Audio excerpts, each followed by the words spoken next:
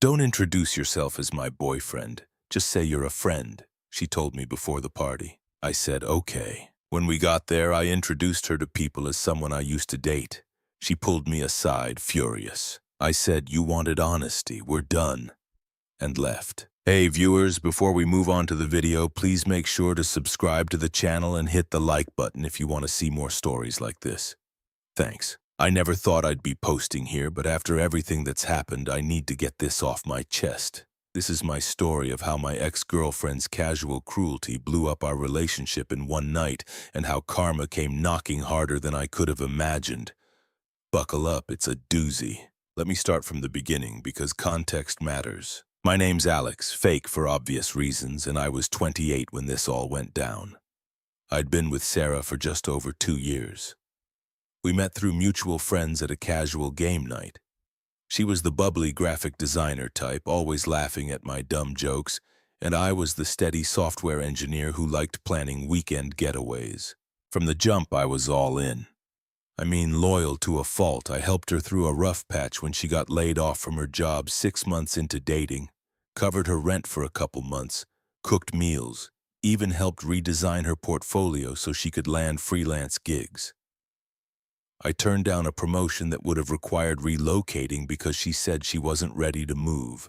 Looking back, I sacrificed a lot without thinking twice because that's what you do when you love someone, right? But over time, cracks started showing. Sarah had this way of making me feel like I was never quite enough.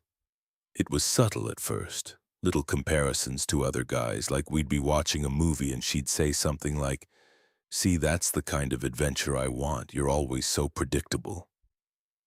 Or she'd scroll through social media and like posts from this one coworker, Jake, who was all about his epic travels and gym selfies. I'd brush it off, tell myself it was nothing.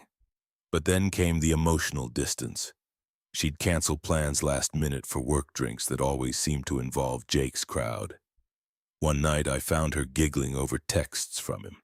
Nothing explicit, but flirty enough to sting. When I asked about it, she rolled her eyes and said, "God, Alex, it's just banter. Don't be so insecure." I should have seen the writing on the wall, but I was committed. I planned a surprise weekend trip to a cabin upstate for our 2-year anniversary. Hiking, wine, the works. She loved it at the time, or at least acted like she did. But a week later, she started pulling away more. Fewer texts during the day, more nights out with friends. I felt like I was chasing her affection, always the one initiating. It confused the hell out of me. I'd lay awake wondering what I'd done wrong, replaying conversations in my head. Was I too boring, too safe?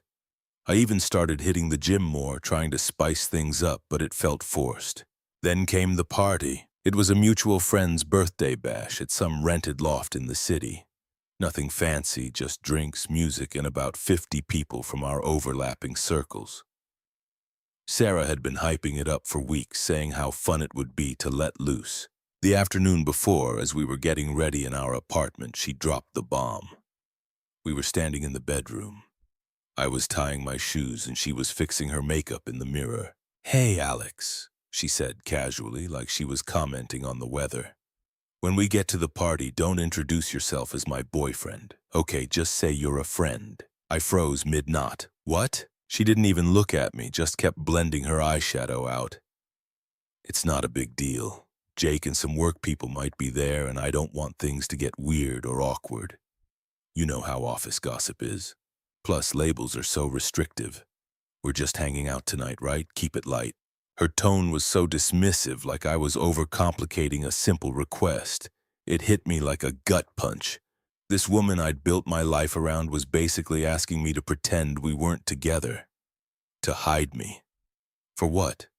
So she could flirt freely with Jake. I felt a wave of confusion and hurt wash over me, but I didn't explode. That's not my style. Instead, I just nodded slowly. "Okay," I said, keeping my voice even. "If that's what you want." She smiled at her reflection, satisfied.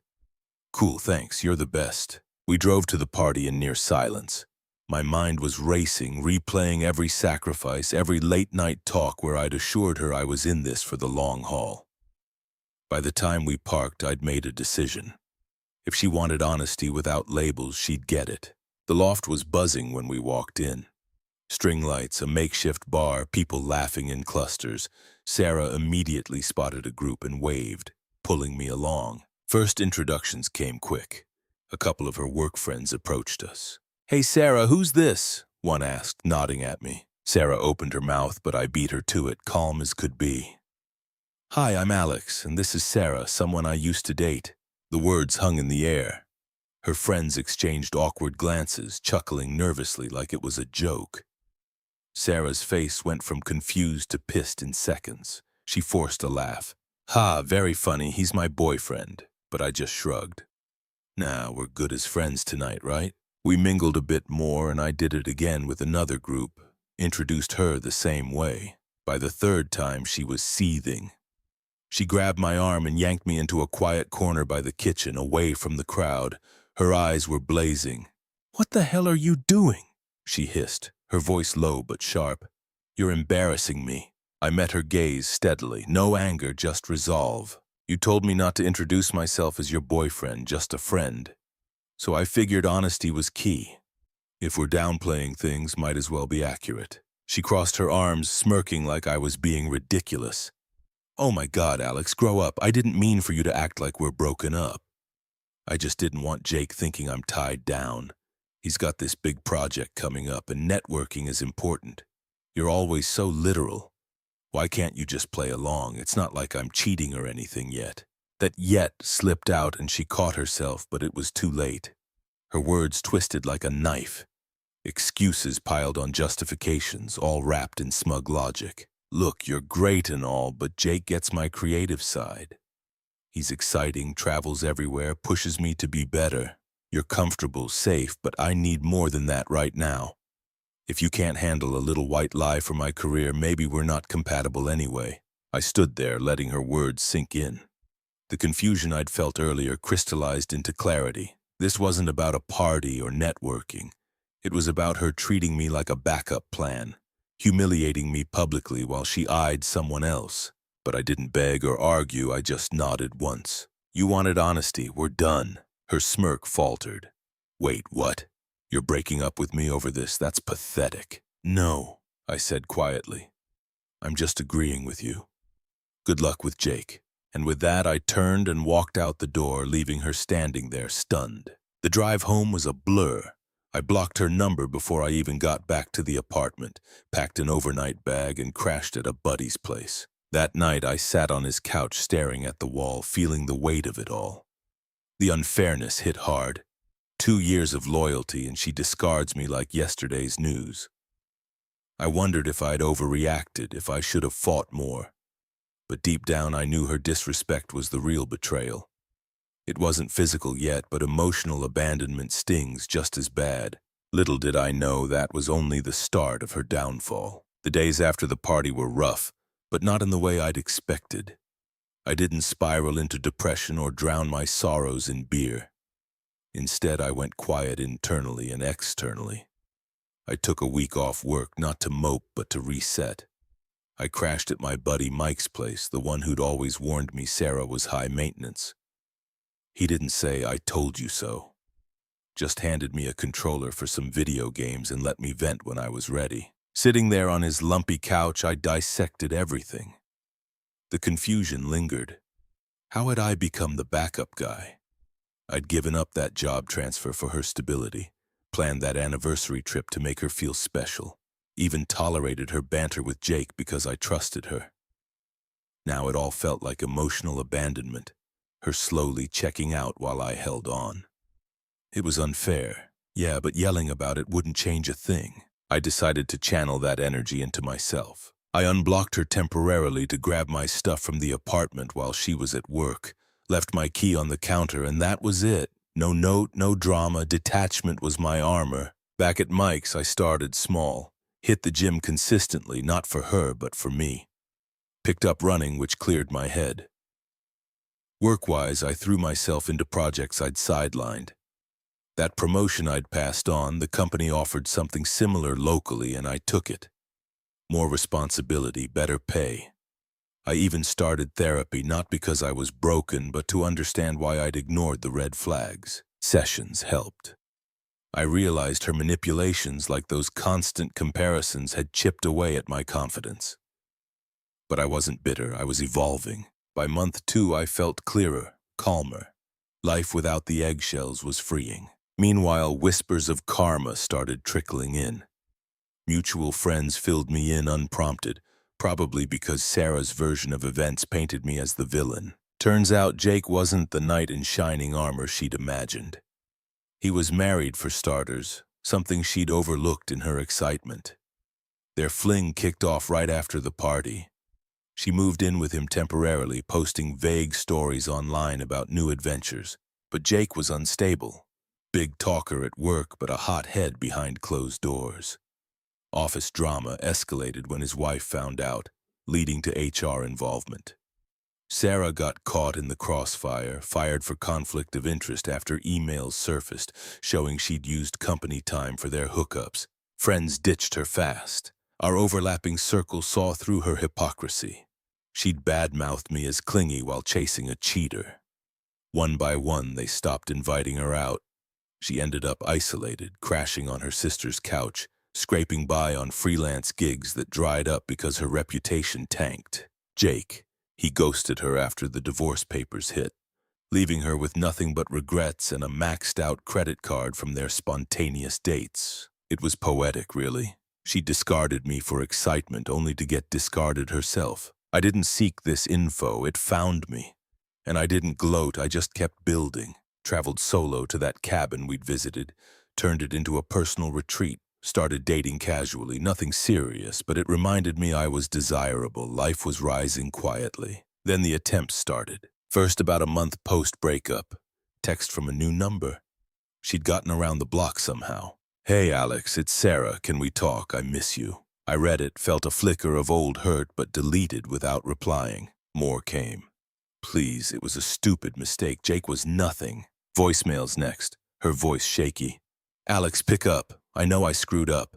You were always there for me and I took it for granted. Let's meet, coffee, my treat." I ignored them, but she escalated, involving her toxic crew. Her sister called from an unknown number. "Listen, Alex, you're being a dick. Sarah's going through hell, lost her job that Jake bailed. She needs support. Man up and call her back." Her best friend messaged on social media, "Dude, forgive and forget. She's sorry. Don't be petty." It was unpleasant, pushy, like they expected me to fix her mess. But I stayed silent, blocking each one. Her attempts turned desperate, showing up at my new apartment.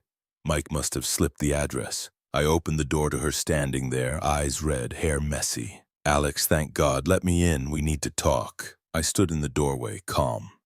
"No, we don't." She pushed past anyway, glancing around like she owned the place. "Look, I was wrong. Jake was abusive, yelled, controlled everything. He even took my savings for his business ideas. I'm broke, sleeping on a couch, but you're stable. We were good together. Remember the cabin? I need that again. I need you." Her words dripped hypocrisy, admitting she'd chased excitement only to beg for my safety. I didn't budge.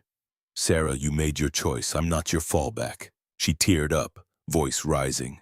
"How can you be so cold? After everything, you're acting like I meant nothing." "You treated me like nothing," I said evenly. "Goodbye." I closed the door, locked it. She banged for a minute, then left. That night, angry texts flooded in. "You'll regret this. You're nothing special. Jake was right about you being boring." It revealed her true colors. Smug when winning, vicious when losing. But I was done letting it affect me. The desperation ramped up over the next few weeks. Sarah's attempts went from pleading to unhinged. More calls from borrowed phones, emails to my work address, which I flagged as spam. Her family piled on harder. Her mom left a voicemail.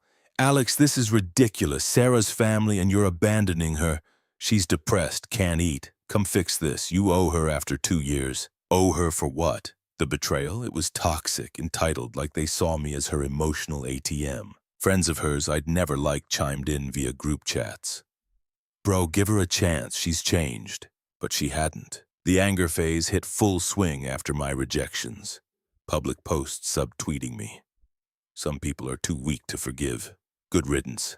It backfired. Mutuals unfollowed her, siding with me privately. By month 4, she was unraveling visibly. lost more gigs, gained a rep for drama.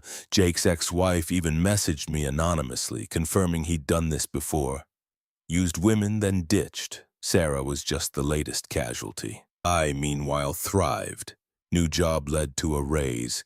I bought a small condo, furnished it my way, started seeing Emily, a kind, adventurous woman from my running group.